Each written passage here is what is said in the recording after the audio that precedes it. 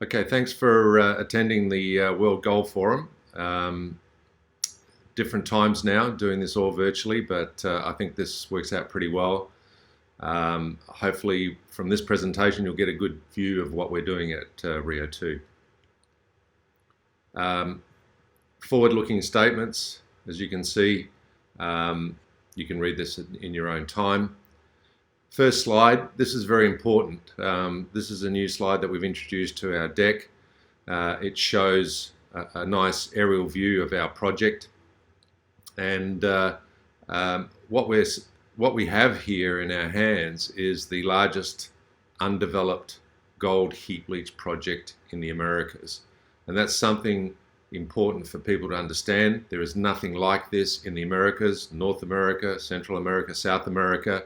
This is the largest gold heap leach project out there, with 5 million ounces of M&I at a $1,500 gold price.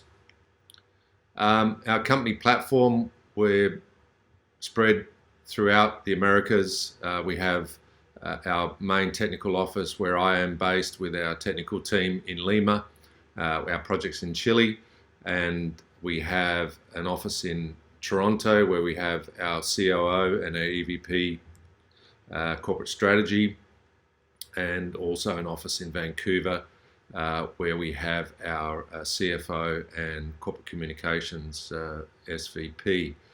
They're not offices, these people work from their home, so it's not a big overhead. Our principal office is in Lima.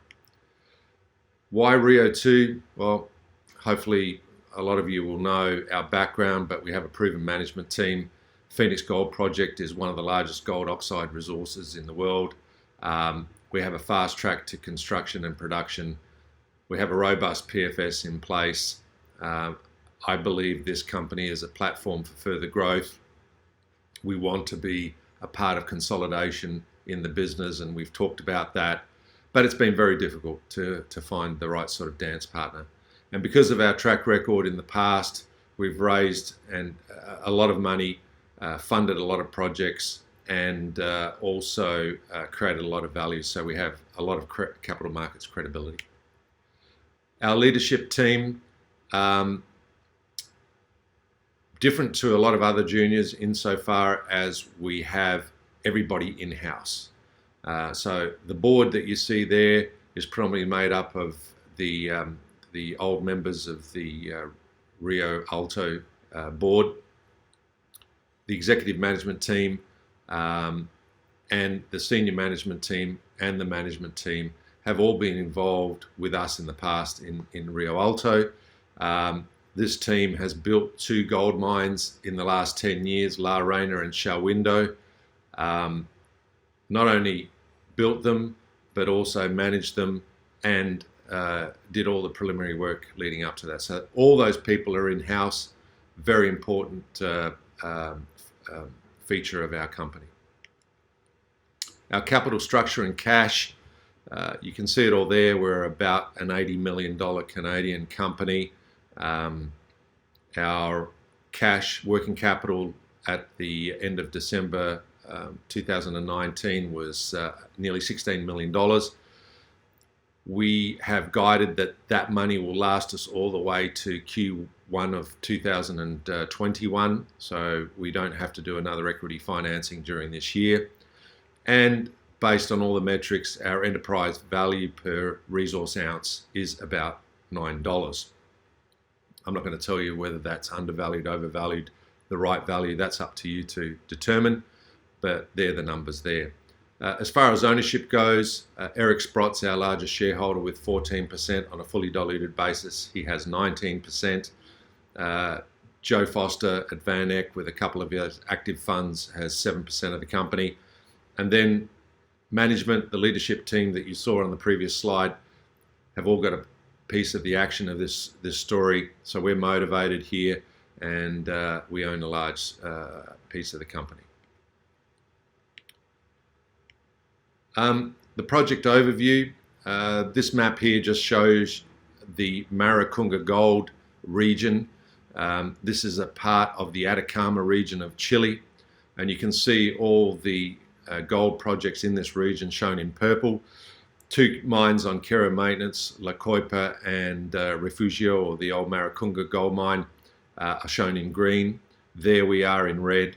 You can see a green line going through that slide. That is the main road that joins Chile with Argentina in that area. It's a tourist road, very good condition, and we're right on that infrastructure. As I said to you before, 5 million ounces of gold, M&I, at $1,500. And when we did this PFS, we were very conservative in respect to the gold price that we used for reserve calculation, and we used $1,225, as you can see on the slide, which gives us a small subset of that 5 million ounces at 1.8 million ounces. Now, I think that's going to grow, obviously, with the gold price changing and with our the way that this project develops as we mine it and we improve on cash operating costs. I think you'll see those P&P reserves grow dramatically. So this project hasn't been dusted off because there's a $1,500 gold environment. This project will work at $1,200 gold, and it breaks even at around $1,100 gold. So that's a key point to keep under consideration. We completed the feasibility study back in August of last year, and we have just filed, we announced this on Monday, we just filed the EIA for the project with the Chilean authorities, and that is a big milestone for ourselves and puts us on a fast track to construction and production. The next map just gives you a general feel for where we're located in regards to Copiapó. Copiapó is about 180,000 people. It's a mining town, about 50 kilometers inland from the coast in the Atacama region.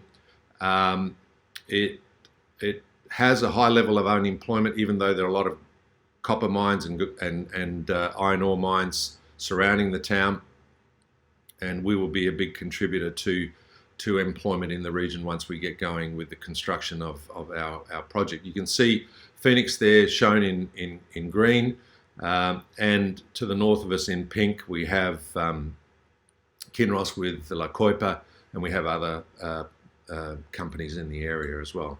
The next page is a long section view of our deposit, and the key takeaway here is you can see the deposit outcrops at surface.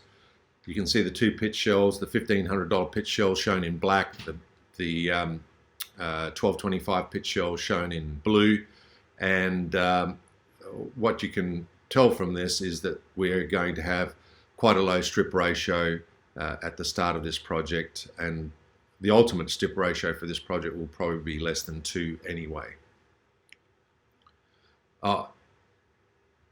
Here's a view of the project from the air. You can see that this is surface sampling. You can see the ore body outcrops at surface. You can see the two pit shells there. And I must say also that this ore body is open at depth and also open along strike to the north west and also to the southeast. And you can also see from this map here that it's open to the northeast as well.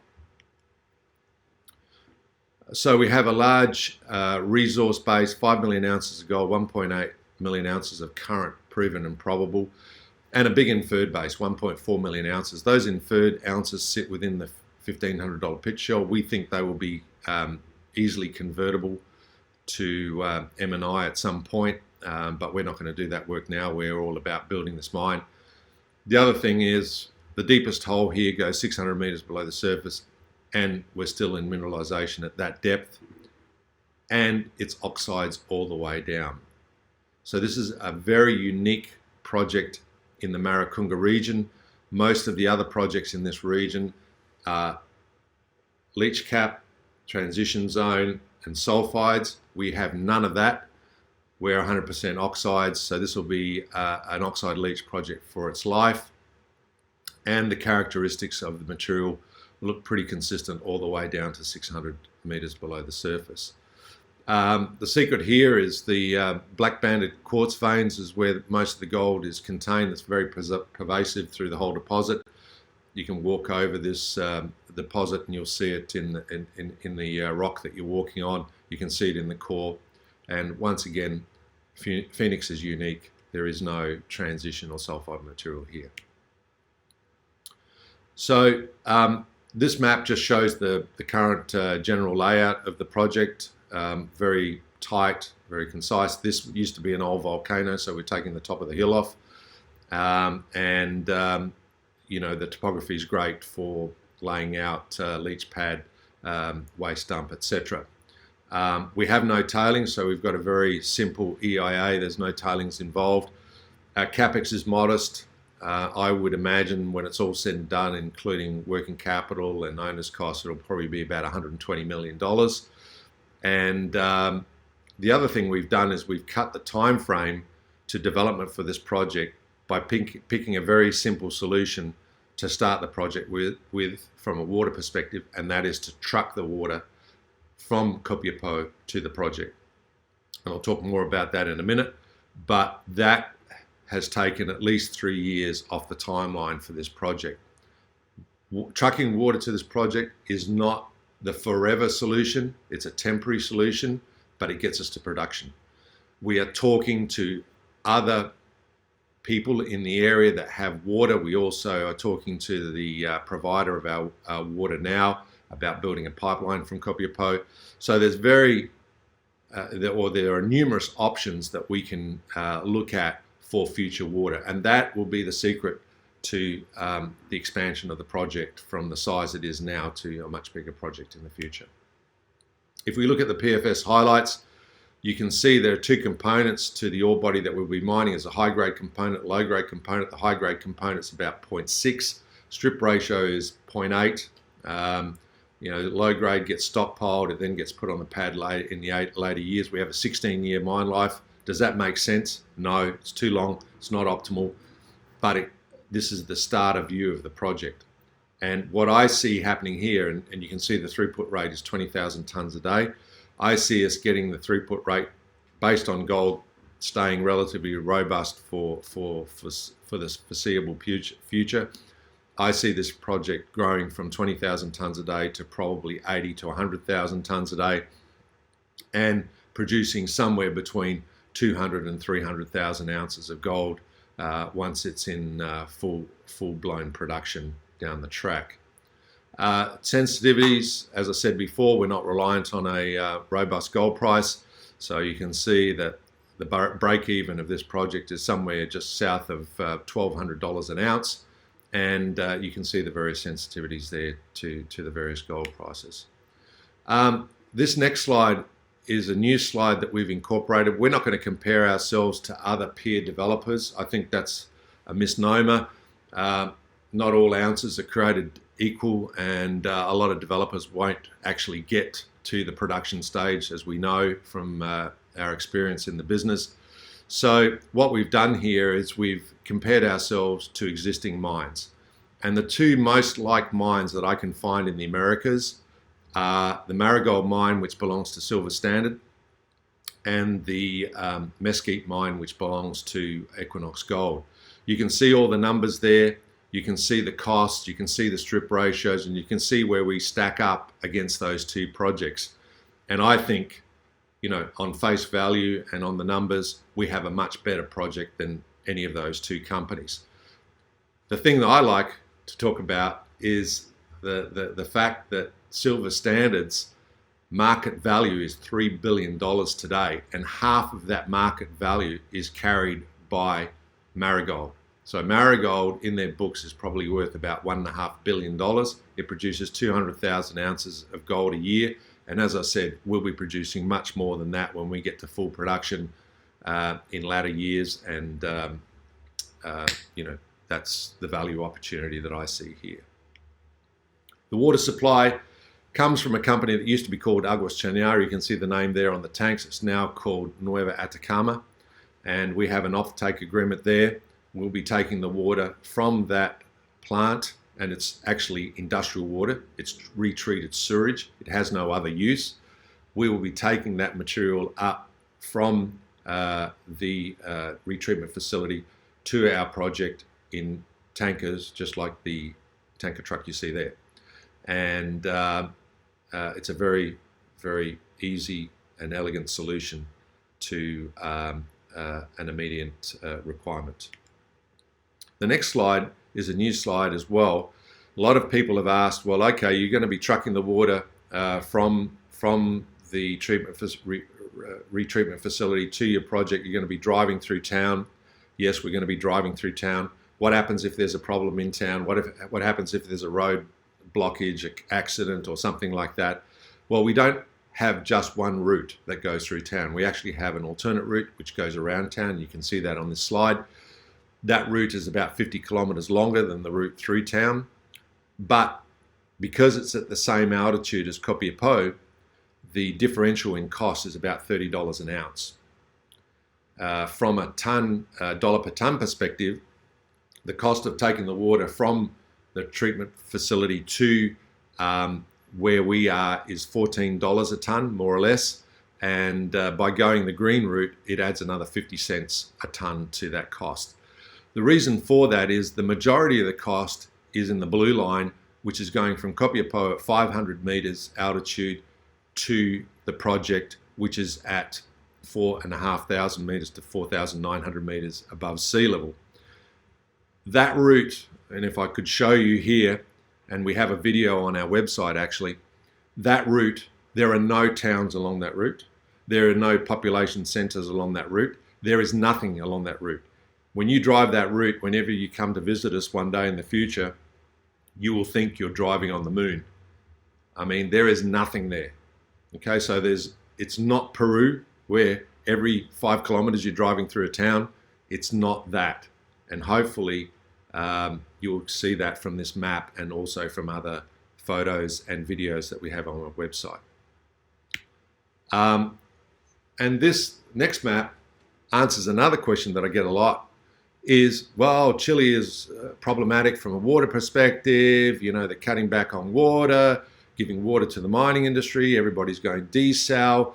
You know, you're going to be affected by that. This is going to impact you. You won't be able to find water in the ground, etc. And that's not true.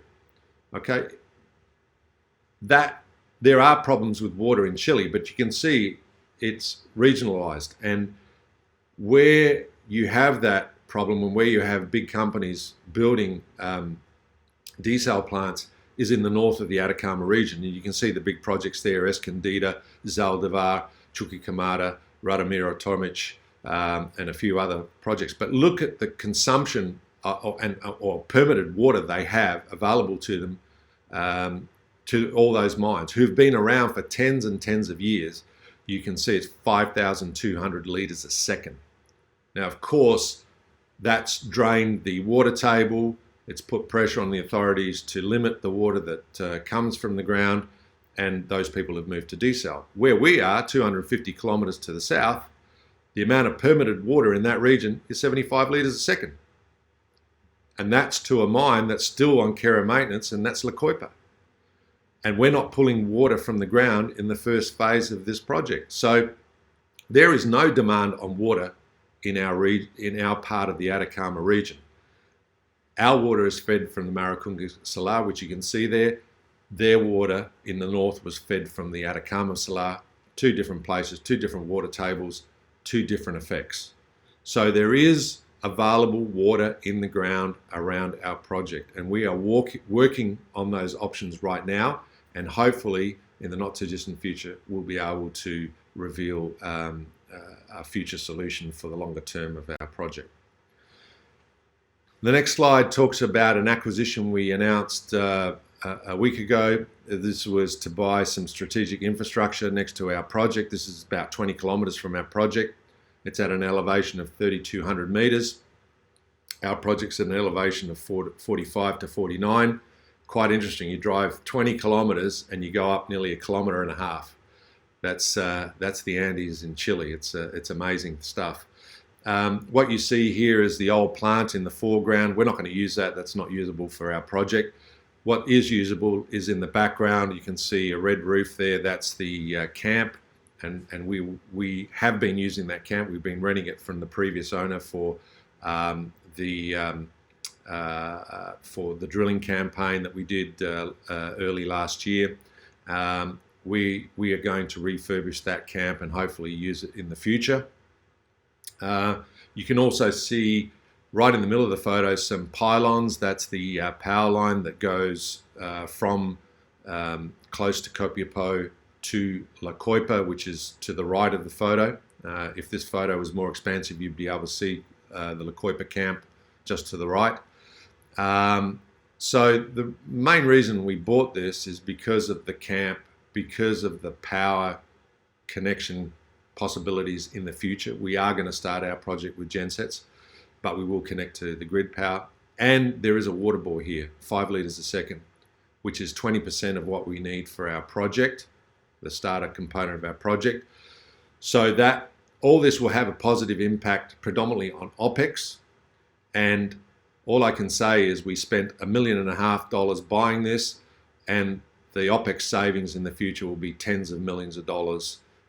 So this is a great acquisition and a very positive acquisition for our company. The last slide, our path forward, everything that we've achieved. And remember, you know, a lot of people got to remember, we've owned this project for less than 2 years, all right? We've just filed the EIA. And all the things that we've achieved in the last 20 odd months are shown with the green ticks. You can see that we're doing water option study, as I've mentioned a couple of times. We're always looking at CapEx and OPEX opportunities. And the other thing we're starting like right now is project financing options. So by the end of this year, we hope to be able to announce our financing structure going into next year. Now that we've filed the EIA, we're expecting that the approval of the EIA will occur before the end of Q2 next year. And if that happens, then we will we're expecting to get our construction permit in October of next year, where we will start construction. Not a lot of CapEx, $120 million. Also, the EIA is very simple. We're not pulling water from the ground. We're not building a tailings pile.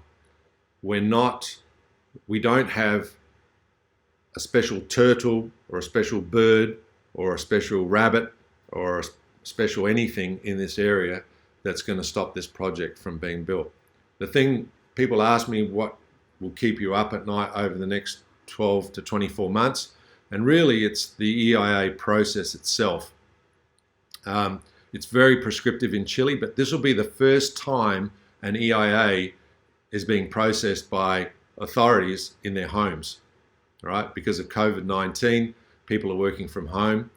We're not sure what the impact of that will be, whether that will affect timelines. I mean, people are working from their home. They've got kids, dogs, you know, relatives, whatever, running around and distracting them. The analysis of an EIA is a desktop process, so the good thing is we're not having to go out in the field. We've agreed with the authorities that we're going to postpone the social component of the EIA until the end of the year, so that's a good thing. We've had discussions with the Minister of Mines, we've had discussions with the head of the Environmental Authority in Atacama, and we're getting all the possible support we can to keep to the timelines. So that's our story. We will build a mine in Chile, in the Maricunga region. About the same time we come into production, Salares Norte, which belongs to Goldfields, will come into production in 2022. That is costing them $800 million to build. This is costing us $120 million to build. This will eventually be a 200,000 to 300,000 ounce per annum gold producer. I'm very sure of that. And any questions, we're an open book. My email address is alex.black@rio2.com. Send me a question. I will always answer you. And we're looking forward to keeping you up to date with our advances as we go. Thanks very much.